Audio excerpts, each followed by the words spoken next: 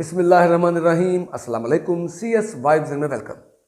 Computer basics का ये हमारा 24th लेक्चर है। प्रीवियस लेक्चर में हम लोगों ने बात की थी डेटा स्टोरेज यूनिट्स पर और इसके साथ साथ सेकेंडरी मेमोरी के इंट्रोडक्शन पर। इस पार्ट में हम बात करेंगे सेकेंडरी मेमोरी और उसकी टाइप्स पर। सबसे पहले हम बात करते हैं कि सेकेंडरी मेमोरी है क्या। प्रीवियस पार्ट में भी हम जिक्र कर चुके कि सेकेंडरी मेमोरी एक बैकअप है प्राइमरी मेमोरी का, क्योंकि प्राइमरी मेमोरी या रैम ये टेम्पररी होती है, लिहाजा रैम के डेटा को परमानेंट स्टोर करने के लिए सेकेंडरी स्टोरेज लगाई जाती है और सेकेंडरी मेमोरी को सेकेंडरी स्टोरेज या स्टोरेज भी कहा जाता है। लिहाजा ये मेमोरी नॉन वोलेटाइल है। नॉन वोलेटाइल मीन्स कि चाहे कंप्यूटर स्विच ऑफ भी कर दिया जाए लेकिन इसका डेटा उसमें महफूज रहेगा। सेकेंडरी स्टोरेज को 4 कैटेगरीज में डिवाइड किया जाता है: magnetic tape, magnetic disk, optical disk और फ्लैश मेमोरी। इस लेक्चर में हम बात करेंगे मैग्नेटिक टेप और मैग्नेटिक डिस्क पर। सबसे पहले हम बात करते हैं कि मैग्नेटिक टेप क्या है। मैग्नेटिक टेप एक ओल्ड स्टोरेज मीडिया है जिस पर डेटा को परमानेंट स्टोर किया जाता था।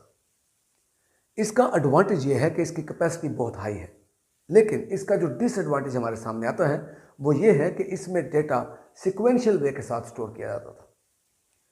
यानी अगर आपने एक रिकॉर्ड को रिट्रीव करना है, यानी फॉर एग्जांपल अगर आप 10,000 रिकॉर्ड के ऊपर जाना चाह रहे हैं तो वो 10,000 जो रिकॉर्ड है वो डायरेक्ट एक्सेस नहीं होगा, बल्कि उससे प्रीसीडिंग रिकॉर्ड जो है यानी 1 के बाद 2, 2 के बाद 3, इस तरह तमाम रिकॉर्ड से होता हुआ वो 10,000 रिकॉर्ड तक पहुंचेगा।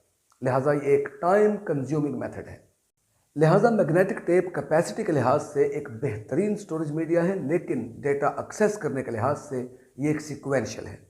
यानी डेटा को अगर हमने राइट करवाना है वो भी सिक्वेंशियल वे के साथ होगा, डेटा रिट्रीव होगा तो वो भी सिक्वेंशियल वे के साथ होगा। लिहाजा ये एक टाइम कंज्यूमिंग है। मैग्नेटिक टेप के बाद मैग्नेटिक डिस्क इंट्रोड्यूस हुई।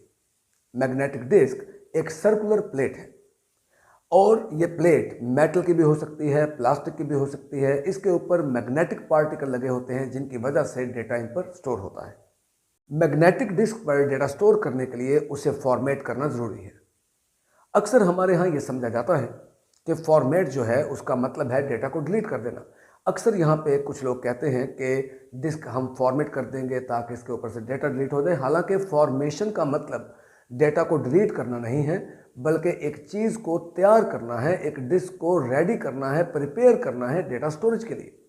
यानी फॉर एग्जांपल अगर आप एक प्लॉट खरीदते हैं तो प्लॉट खरीदते ही हम उसके ऊपर नहीं रह सकते जब तक हम उसके ऊपर बिल्डिंग कंस्ट्रक्ट नहीं करेंगे।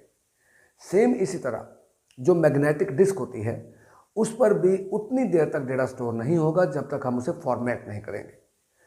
फॉर्मेटिंग का प्रोसेस एक ऐसा प्रोसेस है कि जब हम डिस्क को फॉर्मेट करते हैं तो डिस्क के सतह पर, डिस्क की सरफेस पर कुछ ट्रैक्स बन जाते हैं।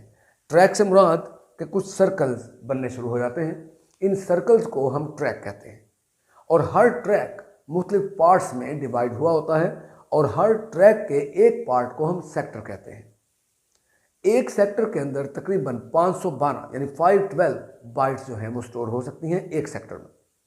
लिहाजा फॉर्मेटिंग के दौरान ट्रैक्स और सेक्टर्स जो हैं वो क्रिएट होते हैं एक डिस्क की सरफेस पर।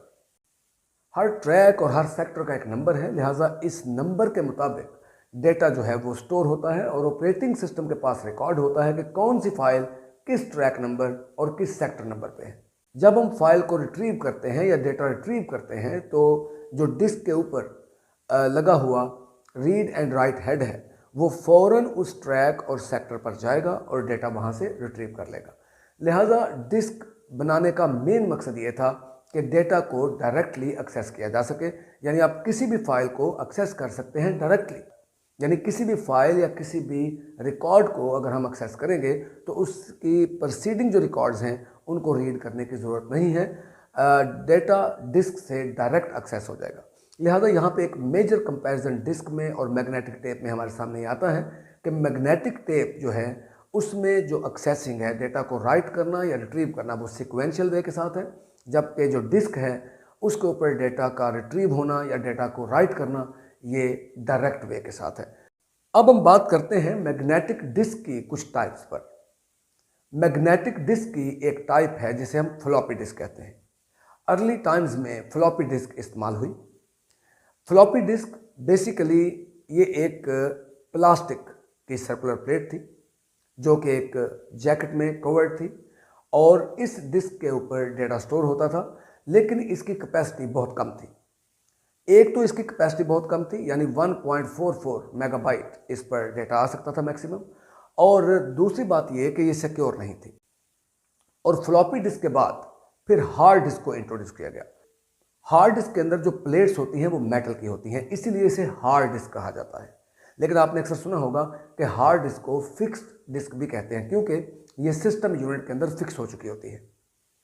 हार्ड डिस्क ज़्यादा सिक्योर है, इसकी कैपेसिटी भी फ्लॉपी डिस्क से बहुत ज़्यादा है, क्योंकि आप जानते हैं कि अक्सर हार्ड डिस्क जो हैं वो जीबीज में, टेराबाइट्स में हमारे सामने इंट्रोड्यूस होती हैं।